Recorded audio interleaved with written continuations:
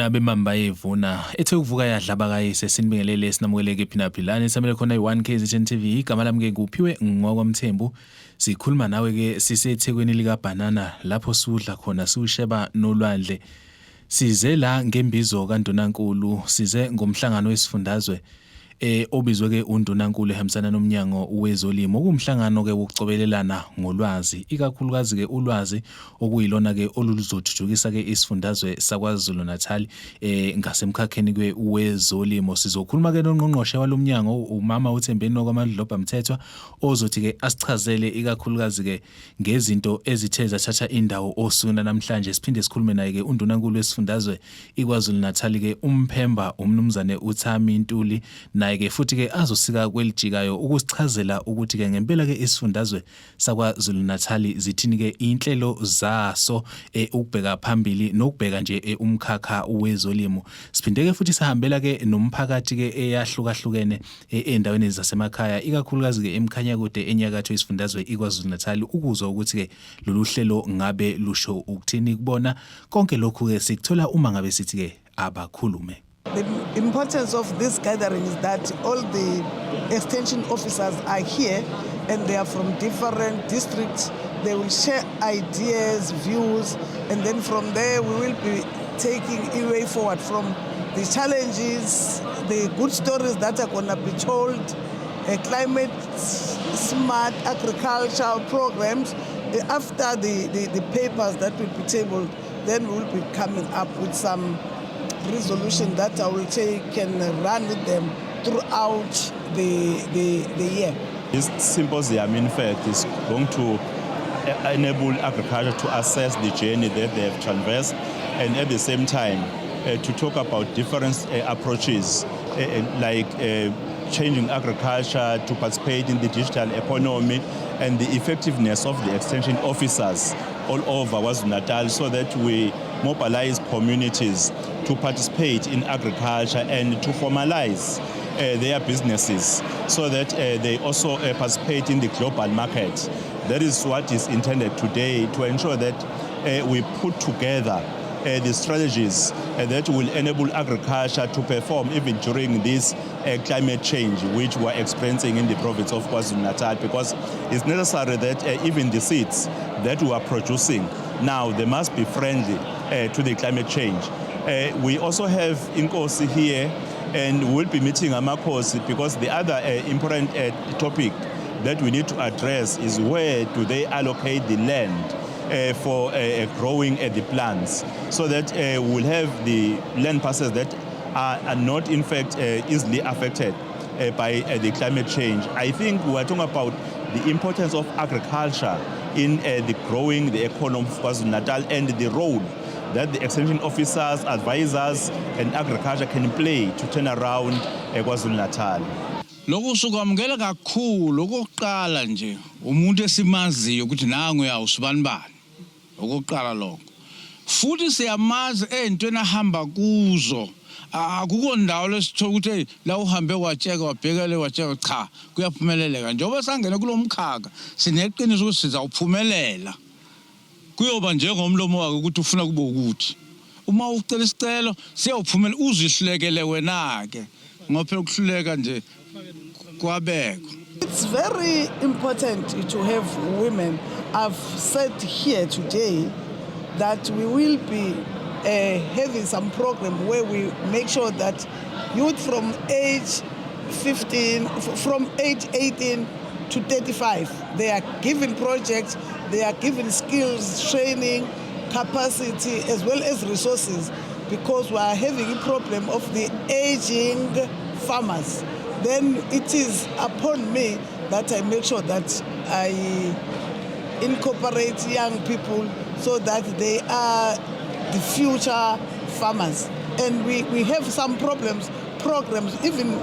beyond the Department of Agriculture, where the Premier here is having some projects that are identified for young people. Most of those projects that were identified were agriculture related. Then I am confident that we'll be having from this year to the coming years, we'll be having young people motivated to do programs in agriculture, and also look at the technology now. It's not that they are going to be using the old farming method. They are using new skills where you don't put more energy, but you use your skill, you use the new technology so that we have good yield in terms of productivity. Mbukeli ke njengoba ngeke ngasho ngasekuqaleni ngathi ke siphinde sahambela ke nemphakathi ikakhulukazi ke esengxenyeni yesifundazwe esenyakatho ukuzwa nje ukuthi ke ngabe kusho ukuthini kubona nokuzwa ukuthi okuzikhalo abangafisa ukuthi ke baxazululeke kukhona njengoba ke ekhona ungqongqoshe ekhona undunankulu ungenelela einkingeni ke ezikhungetheke umphakathi siyozwa kuona ke umphakathi ngaphambi ukuthi siqhubeke nabo ke abaholi nokuyilapho khona ungqongqoshe ezositshela khona ukuthi ke ngabe umnyango usuhambe wafika kuliphi ke izinga ekulweni ke nesifo samatele kanjalo ke siphinde sizwe naye futhi ke undunankulu waso ke isifundazwe eselivala ke uhlelo nabo sibathola uma ngabe sithi ke abakhulume. Inkinga ezinkulu la ezisiphethe yilokhu kuchaseka ukuthola amandla sinawe kuplan ukuthi ufuna ukwenza ukuthi nokuthi kodwa ngoba amandla ungenawo ungakwazi ukuthi ufinyelele lapho yini nifuna ukuyenza wezolimo ukufuya imisebenzi eminingi nje ephendukayo ela endaweni lokhanini iyona esiyinkinga kufika kwembuzi nokuthi ubiyeleke ube nendawo ukuthi imbuzi zakho zisevekile la uyayilandela amanzi uyanikeza uyakwazi nokuthi mhlawumbe kungahlufake noma inyoni njengoba kunesomiso nje leyo ndawo leyo ikwazi ukuthi ihlume ubutshani uma bukwathola umsoka omncane buyakwazi ukuqhuma bephezulu. Inselelo enkulu eyenzakala kubafuyi ukwanda kwezihlahla kuncipha utshani. Le ndawo angazi noma iguga ngoba sekukhona thini indawo eziningi bekade zizinkangala sikhula kwase kusuke kulahleka ke nalento le yokuthi kubulawe izihlahla lezi zokufika okuthiwa osandanezwe lolo hlelo lwase luyaphela luyasilimaza ke kakhulu ngoba bekade lusilekelela ekulungiseni amadlelo la esomisweni sikhona isomiso vele kodwa ke la phezulu bayephuza abantu bakhona ukuaffectwa isomiso ngoba isikhathi esiningi kuba nenkungu la utshani ubakhonyana kulezo indawana lokhu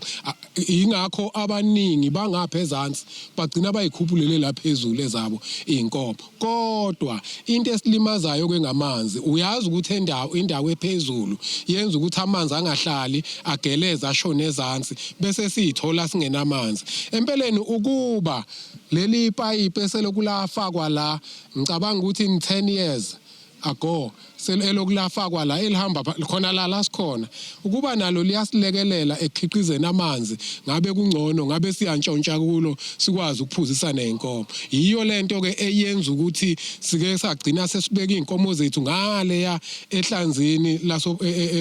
kuze iphuzo ophongolo zinenkinga ke yokufa ngoba kuke gcwala izindlovu ngale zabuya seyiphethe isifo sezindlovu zazothelela nezingehlanga abantu nje bayakhala kakhulu nalokho kwasemadiphini ke okunye okulimaza inkomo yilokho kwasemadiphini ukuthi imithi asayibone emadiphini uma ungakunawo nje amandla wena okuyithengela ayisekho kodwa ke siyamethemba ungqongqoshe ukuthi uzawuliphakamisa isitswebhu. We are not out of the hook yet, but with the traditional land, with the communal land, we are, I can boldly say, it's now very few if there are any, but they are now with the commercial farmers. But there is a relationship that we have established and that we are going to work together to fight against this scorched patch. We are up to it. Kakhulu ngoba phela isona silungu lesi esesethambela kuso uma ngabe nje ukuthi noma khona ufuna ukwenza uyakwazi ukuthi ngidukele enkomeni noma ngidukele embuzini ngihambe ngikhave lokho noma yini nje iyona ebambe umkhakha wonke wala ekhaya noma ngabe uphethe umkhuhlane imfuyo into enkulu udukela kuyo nemithi yamadips yakhala ngayo uyabona njengami nje ukudibhini sokuyindlala enkulu ngiyithengela umuthi ngihambe ngiyifutele inkomo ngiyithengela umuthi ngagcina nje kwaba lokho ukuthi umuthi edibhini uthola awukuqhuba inkomo endawo ende uyafika edibhini umuthi awukho njengoba amadolo sabuhlungu kanjena ugcina ungasakwazi ukusasangelisa idibhi uphindele